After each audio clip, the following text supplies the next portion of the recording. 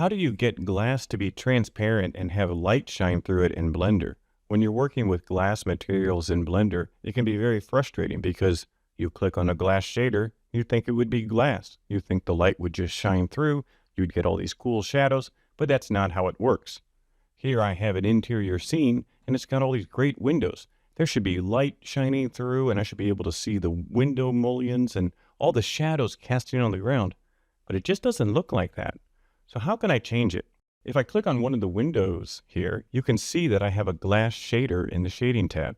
Why doesn't it look like glass? As you can see, I've labeled this material bad glass. Let's see what happens if I select good glass. Right away, we can see that all the light is shining through the windows and we're getting shadows from where there should be. This looks much better, and you can have this look good in your renders as well. Let's look at how to set up this glass shader. This is the node setup here, but let's delete everything so you can start from scratch. If you just have a glass shader hooked up to the surface, it's not going to work. We need a few more things. If you press Shift A to add a node, we can search for Mix Shader, add a Mix Shader over here, then press Shift A, search Transparent Shader, plug this into the bottom. Now, basically everything is 50-50.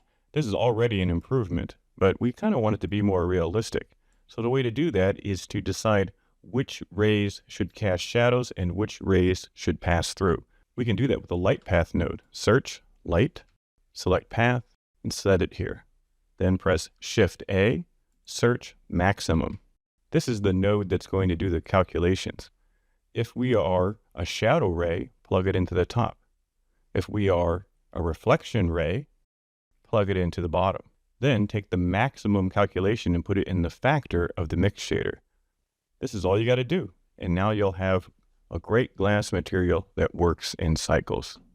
There's more information about this on the Blender website, but hopefully this allows you to have great glass renders and windows and sunlight shining through in your renders in Blender.